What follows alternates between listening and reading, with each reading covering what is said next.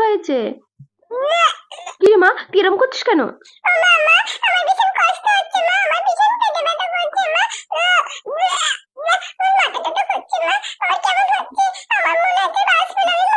মেয়েটা এমন করছে কেন? কালকের পকোড়া টকোড়া খেয়ে কি কোনো অ্যাসিডিটি ফিটিটি হলো নাকি? আমি তো কিছু বুঝতে পারছি না। কি করবো আমি এবার? হ্যাঁ, দাঁড়া দাঁড়া মা, কাঁদিস না, তো বাবাকে আমি ডাকি, শিগগিরই ডাকি। কি গো, শুনছো?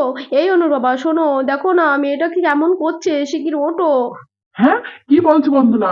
মেয়েটা কি করছে? কি রে মা, তোর কি হচ্ছে? বল মা, বল। ও বন্ধনা, কাল মনে হচ্ছে পকোড়া খেয়ে না মেয়ের মনে হচ্ছে অ্যাসিডিটি হয়েছে। তুমি এক কাজ করো, একটু গরম জল নিয়ে এসো, মেয়েটাকে খাইয়ে দাও, দেখবে মেয়েটা ঠিক হয়ে যাবে।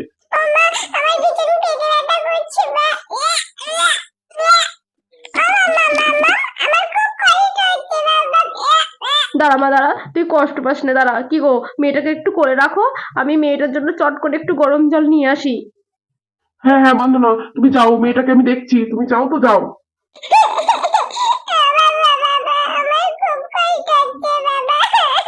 ও বন্ধনা, কি গরম জল হলো? আরে শিগগিরই নিয়ে এসো, মেয়েটা তো ছটফট করছে। হ্যাঁ হ্যাঁ, হয়েছে, আমি আসছি। এই তো বাবা, আমি এসে গেছি। এনে একটু খা মা, খা। এই গরম জলটা আমার মাম্মাম খাবে, পটি করবে, আর আমার মাম্মাম ভালো হয়ে যাবে। খাও মা, খাও আমার সোনা, খাও বাবা। হ্যাঁ বাবা, তুমি ভালো হয়ে যাবে, খাও।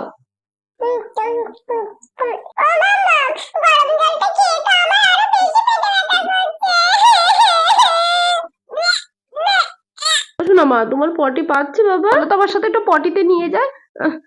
শিগগিরই চলো দেখি, পটিতে বসো, দেখো, চেষ্টা করো, হবে ঠিক।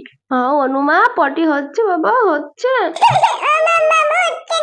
চেষ্টা করো, হবে মা, হবে। বন্ধুরা, আর এদিকে যখন অনু ছটফট করছে পেটে ব্যথায়, তখন চিঙ্কি এসে হাজির হলো। ও বন্দনা আন্টি, অনুর কি আর হয়েছে? বলিস না রে, অনু সকালবেলা তো উঠেই পেটে ব্যথায় ছটফট করছে।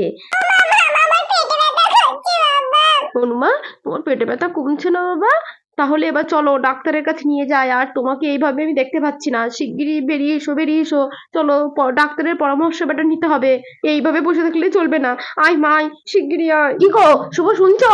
বাইরে বেরিয়ে এসো, এইভাবে হাত পা গুটিয়ে থাকলে হবে না, মেয়েকে নিয়ে ডাক্তারের কাছে যেতে হবে। মেয়েটা খুব কষ্ট পাচ্ছে, আমি আর দেখতে পাচ্ছি না গো। ও বন্দনা আন্টি, আমাদের বাড়িতেই তো ডাক্তার আছে, জিনা পিপিকে ডাকলেই তো হয়। তুমি অযথা অন্য ডাক্তারের কাছে যাবে কেন? আমি জিনা পিপিকে ডেকে নিয়ে আসবো। ওমা চিঙ্কি, তুই তো ঠিক কথা বলেছিস, আমার তো একদম মাথায় নেই। শিগগিরই যা রে চিঙ্কি, জিনা পিপিকে ডেকে নিয়ে আয়। বলবি ওর ভীষণ পেটে ব্যথা করছে, তুমি তাড়াতাড়ি চলে এসো। আচ্ছা ঠিক আছে আন্টি, আমি দৌড়ে যাবো আর দৌড়ে আসবো। যাই শিগগিরই যাই জিনা পিপির কাছে।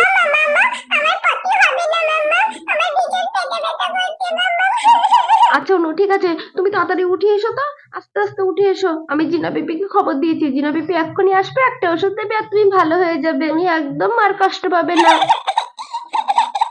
তুমি কেঁদো না শোনা, তুমি কেঁদো না, এক্ষুনি জিনা পিপি চলে আসবে। কি গো বন্ধনা, জিনা কখন আসবে? তো মাথায় কাজ করছে না, আমি কি যাবো আগে এদিকে আছে? জিনার কথা বলতে না বলতেই জিনা এসে হাজির হয়ে গেল অনুকে দেখতে। এই অনু, তুই আর একদম কষ্ট পাবি না, জিনা পিপি তো এসে গেছে। একটা ওষুধ দেবে, তুই ঢাকাস করে খেয়ে নিবি আর তুই ঠিক হয়ে যাবে। তারপরে আমরা খেলা করবো একসাথে, কি মজা হবে তাই না? কই দেখি অনুরানীর কি হয়েছে, একটু দেখি, একটু সরো একটু দেখি তো অনুরানীর পেটের মধ্যে কি হয়েছে। হ্যাঁ, পেটের মধ্যে নাকি হলুম হলুম গরম গরম করছে। অনুসোনা, দেখি কি হয়েছে অনুসোনার।